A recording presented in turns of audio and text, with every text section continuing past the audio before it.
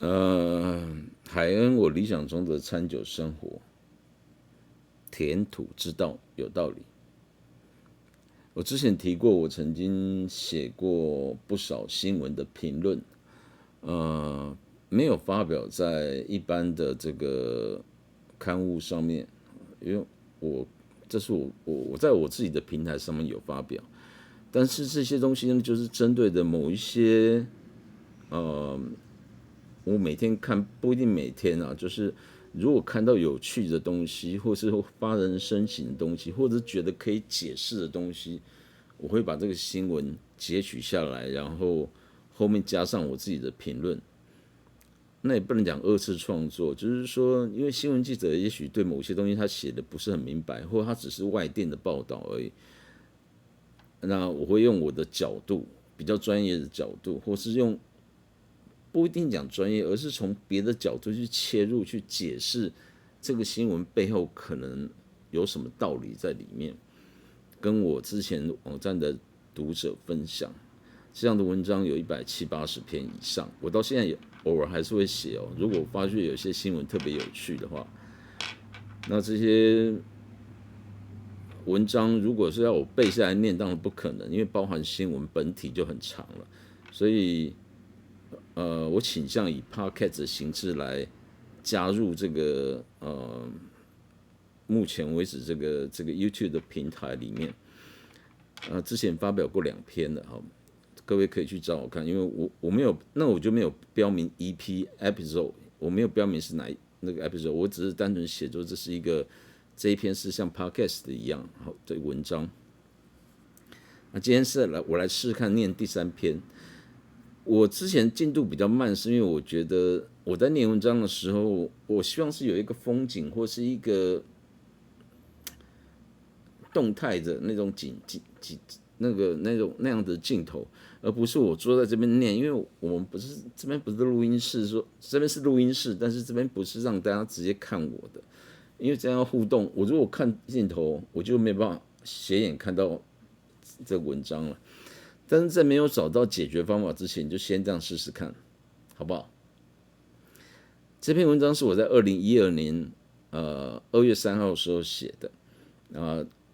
原来的原文是中央社上面一篇翻译自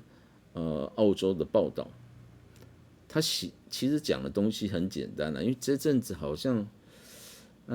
流感又来了，然后很多有一些名人过世啊，其实这几年来好像频率蛮高的哦。再加上之前的疫情，所以虽然这一篇是2012年的事情，但是对台湾人来讲，我觉得这时候听应该会有一些感触哦。当然还是跟餐酒生活有关了。以我的角度来看啊，文章的标题叫做《人生憾事，为勇于追梦最扼腕》，就是你如果人之将死，什么东西会让你觉得说没有达成，觉得最不堪，觉得最不甘心呢？这个是节录的文章，它的作者是一个澳洲的护士，他的名字叫做 Bronnie Ware，Bronnie Ware Ware，翻译成为威尔Miss Ware，中央社的翻译文章，他节录的那我会念完这个节录的简单的文字，然后再加上我的小小一篇短的心得。通常我的心得都会很长，但是这一篇是比较短的，但是它是比较属于感性的文章，所以我后面没有写太多东西。你的人生有让你遗憾的事情吗？一位照顾垂死病患多年的澳洲护士整理他的病患在临终前对于生命的回顾，发现即将往生者的遗憾重复性很高。第一憾事莫过于后悔自己未曾勇于追求梦想。威尔 Bronnie Ware， 专门在安宁病房照顾不久于人世的病患。他将自己对于病患的观察与心得记录在部落格里，因为这个事情而受到瞩目，进而集结出书。他的名字叫做《垂死者的5大人生憾事》，中文有没有出我不晓得。威尔说，许多病人被问到一生最遗憾的事情，很多答案都很雷同，其中最多的憾事是后悔没有勇气忠于自己，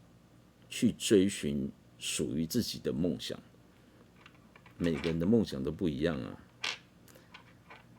有些事情对某些人是很简单的，对有些事情对其他人就是很困难的。但是无论如何，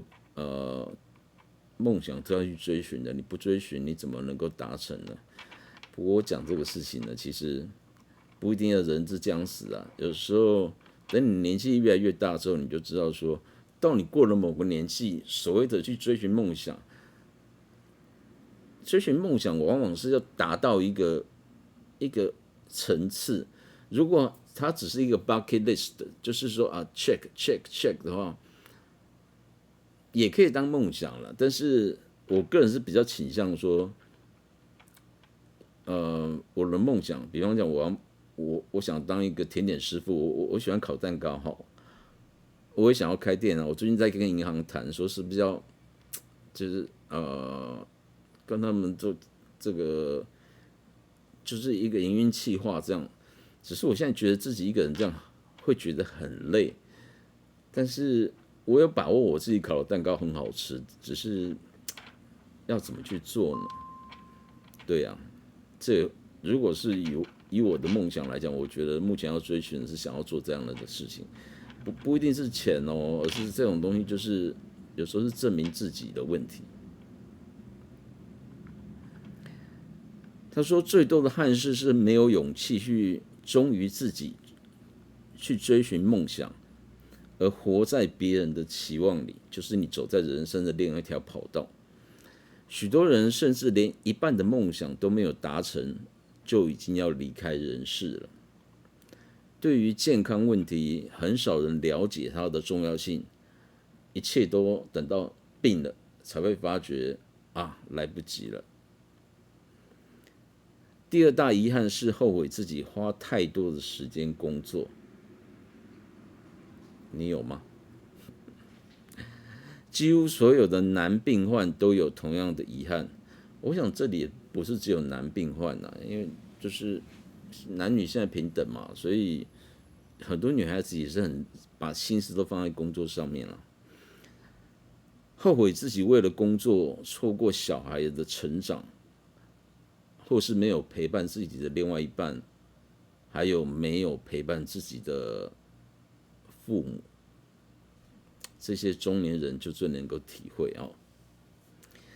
第三个最普遍的遗憾是后悔自己没有勇气表达内心的情感。威尔发现，很多人是为了和别人和平相处而抑制了自己的感情，无法成为真正的自己。内心长期痛苦使他们罹患了慢性疾病。如果连西方人比较直接的西方人都会如此的话，那在东方人很多人真的很压抑自己的性格啊。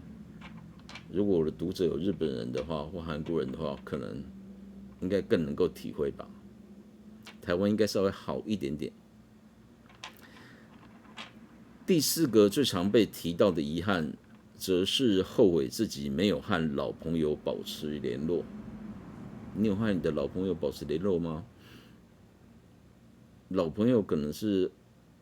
成年之后才结识的，可是在我的本身的经验，反而是甚至大学之前，我最好的朋友其实是国中、国中、高中，甚至国小的同学。大学的同学反而不见会非常非常好，因为大学其实已经在我那个年代，大学时期已经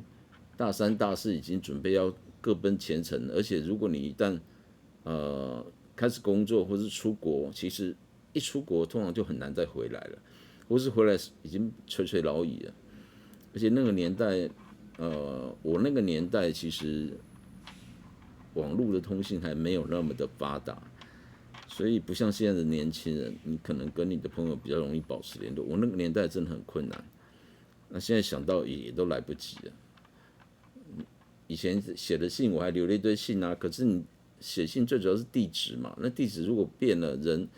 男婚女嫁，或者是甚至有人已经过去了，你根本就见不到你的老同学、老朋友，小时候的麻吉。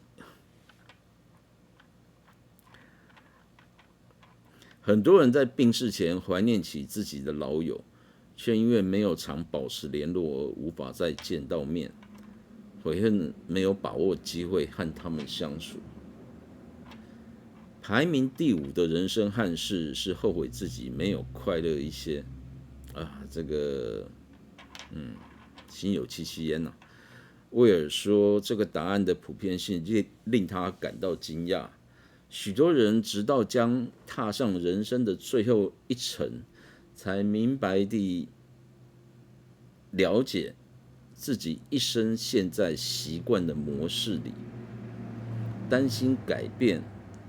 而欺骗自己与他人，佯装快乐，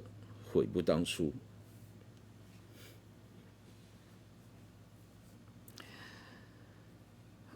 因为他本身这些已经写得很清楚了，所以我这一段的评论呢，就简单只写说，